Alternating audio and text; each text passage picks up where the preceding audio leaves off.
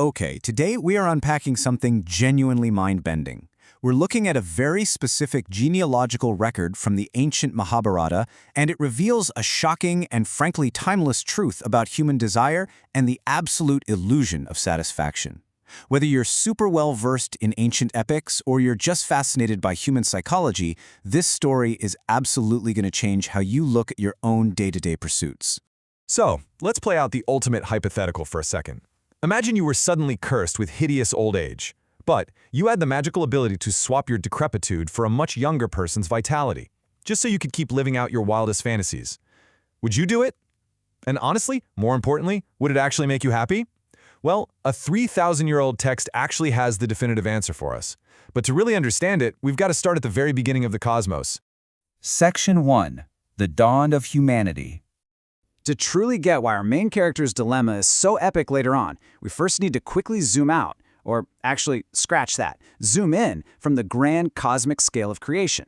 This lineage flows effortlessly from the divine straight down to the earthly.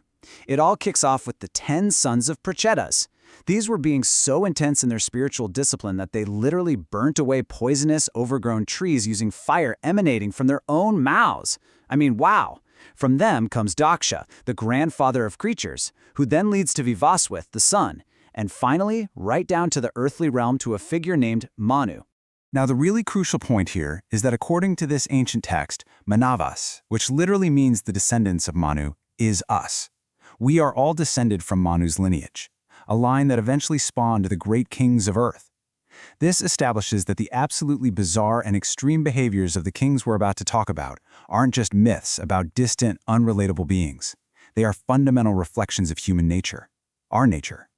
Which brings us to Section 2, the hubris of Pururavas. Let's zoom in from that cosmic origin story to a deeply human character study. Take King Pururavas. This guy achieved epic feats. He held sway over 13 islands. He literally hung out with superhuman companions, and he brought celestial maidens down from the heavens. Pretty impressive resume, right? But his fatal flaws completely overshadowed all of it. Intoxicated with his own power, he actually robbed the wise Brahmanas of their wealth, and he flatly rejected any good counsel. And, as you might guess, this immense avarice led to his immediate destruction by the curse of enraged sages. He had everything, but his ego just demanded more. And you know how these things go. That intoxication with power passed right down the family tree to his grandson, Nahusha. Now, Nahusha actually started off incredibly well. He acted almost like a god, supporting all classes evenly and suppressing robber gangs with a really mighty hand. But then, he makes his fatal mistake. His arrogance swelled to such an insane degree that he literally forced the highly respected sages to physically carry him on their backs like beasts of burden. This recurring theme of power leading to this boundless, blinding ego perfectly sets the stage for our main act. Moving into Section 3, the curse of Yayati. So, the crazy hubris of Pururavas and Nahusha directly sets up Nahusha's son, King Yayati. Yayati's story is this epic, bizarre tale that feels surprisingly, almost uncomfortably relevant to our world today. King Yayati seemingly had it all, right? He was a world-conquering king, literally never vanquished by any foe. But his absolute peak existence faced a catastrophic fall. He was cursed by a powerful sage, and not with death. No, it was a curse of hideous decrepitude, a sudden horrifying acceleration of old age that instantly destroyed all his personal beauty and vitality. Now, I don't know about you, but a normal person might just accept their fate, not Yati. Inheriting that classic family trait of boundless ego, he was absolutely desperate to keep gratifying his sensual appetites. So he calls his 5 strong, youthful sons into the room and propositions them with a genuinely shocking request. He basically asks, "Hey, would you take on my hideous curse of old age, just so I can borrow your youth and keep partying?" Section 4, trading youth for age. As you can imagine, this insane request created the ultimate family divide. It's actually a brilliant mythological parallel to our very modern obsession with anti-aging and endless consumption. His 4 older sons, they flat out rejected the idea. No way were they giving up their youth for their dad's pleasure. But the youngest son, Puru, actually steps up. He agrees to take on his father's withered body and rule the kingdom, solely so Yayati could take Puru's youth and go enjoy himself with a totally renovated, energetic body. And through the power of asceticism, the trade is made. 1,000 years. For an astonishing 1,000 years, Yayati remained as strong and powerful as a tiger. I mean, really think about that time frame. A millennium of completely unrestrained youth. He retreated to the spectacular gardens of the celestial beings, and there he indulged in every conceivable pleasure. He enjoyed the company of his wives and the celestial nymph Viswaki. Just 1,000 solid years of continuous peak gratification. And here is where it all comes together. This brilliantly illustrates the core lesson of the text. Even after an entire millennium of enjoying the whole earth, the wealth, the diamonds, the gold, the endless companionship, Yayati found his appetites entirely unsatiated.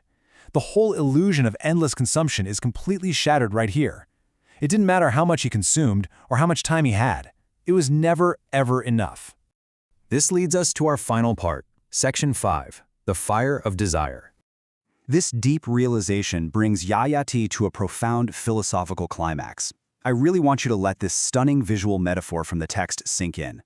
It says, truly, one's appetites are never satiated by enjoyment. On the other hand, like sacrificial butter poured into the fire, they flame up with indulgence. When we try to satisfy our desires by feeding them, we aren't putting out a fire with water. We are pouring rich, clarified butter directly onto the flames. Indulgence doesn't cure desire. It just acts as fuel to make the flames roar even higher and demand even more.